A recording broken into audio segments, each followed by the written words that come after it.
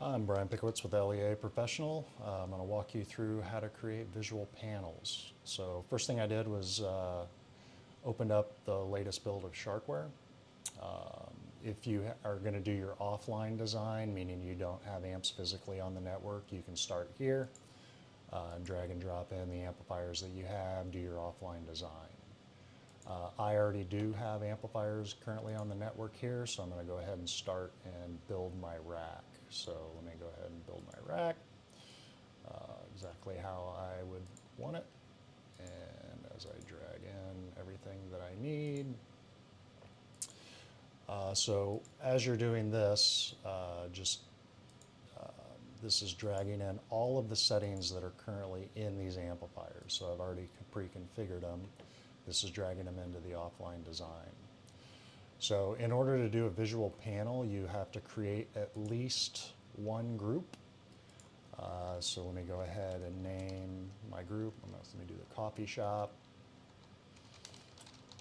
All. Yeah, I'll keep it as blue. Now that I've created my group, now I just need to assign amplifier channels to this group. So that is all 4 channels of this top amp called Coffee Shop. Now I've created that group. So once I've created that group, next thing you can do is you can go to Visual Panels here, and then click on this little icon there. So what this is asking you to do is name the visual panel. So I'll just call this Coffee Shop, just like everything else. And then the next optional thing you can do is create an image. So what this will do is this will load an image on the background, and then you can drag your groups and channels on top of that image for a visual representation. You don't have to if you just want to drag your groups and channels onto the blank canvas of SharkWare, and then you can also do labels and stuff like that as you want there. You can do that as well. But I have an image for a coffee shop, so I'm going to go ahead and click the plan view, create, and then as you can see, it puts in an image of a coffee shop. Okay, so from here, what I can do is I go down to my groups here, and then if you see this little arrow here, I click that, and then that will go ahead and put channel 1, 2, 3, and 4 as well. So I can drag in the entire group, or I can drag the individual channels. So one thing of note, so this is the amplifier output name. So I've already went and named my amplifier output restroom, coffee bar, dining, and patio. So it's really important to go ahead and name your outputs in the amplifier itself so that it's quick and easy to drop in. So let's go ahead and drag in the restroom. So put that there. There's the coffee bar right here. Drag that in, move that where you want it. Add the dining area. And then let's go ahead and do the outdoor patio.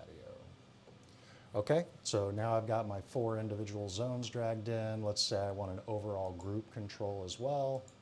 I can click on coffee shop. Let's just say we want this guy up here. So that way I can make overall adjustments as necessary. So that's it, pretty easy.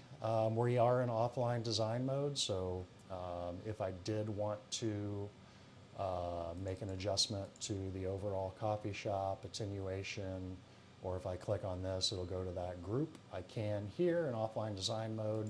I don't want to make any changes right now. So let's go ahead and go online. So once I went online mode, you can see you've got little meters here for each individual zone plus an overall group meter.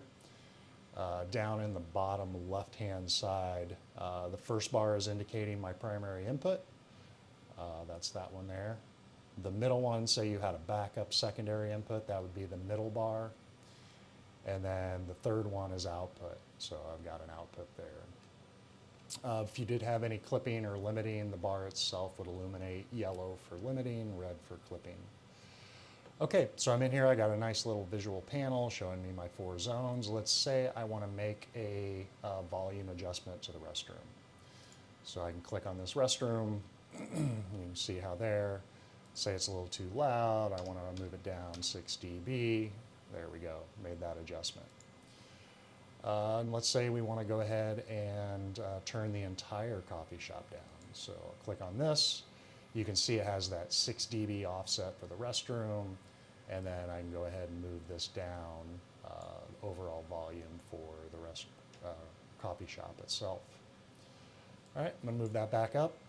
But let's go ahead and say you want to take a look at the group. So if you click on this little icon here, that will take you right to the group. So then you can go to the group panel and make overall adjustments. Let's say I wanted to add a little bit more low frequency to this coffee shop. I could simply click on EQ. Let's go ahead and add in a low pass shelf. Nope, not that one, sorry. There we go, that's what I'm looking for. And then I can go ahead and add in a little bit of low frequency there. You know, same thing if I wanted to make an EQ adjustment here, I can go ahead and do that as needed. So, pretty cool. And basically, you just click on Visual Panel, and that'll allow you to go there. Okay.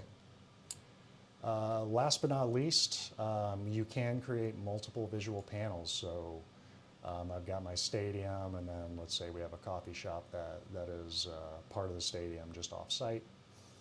You can click back and forth between them, so I can monitor as many visual panels as you've set up simply by clicking the drop down and going back and forth.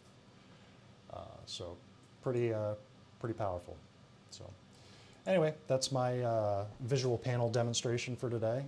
If you do have any questions, feel free to go to leaprofessional.com. If you scroll down, you can fill out the contact form with your question, or from the homepage, if you scroll all the way down, you can see the information to get in touch with tech support. So you can email us any questions you may have at techsupport@leaprofessional.com.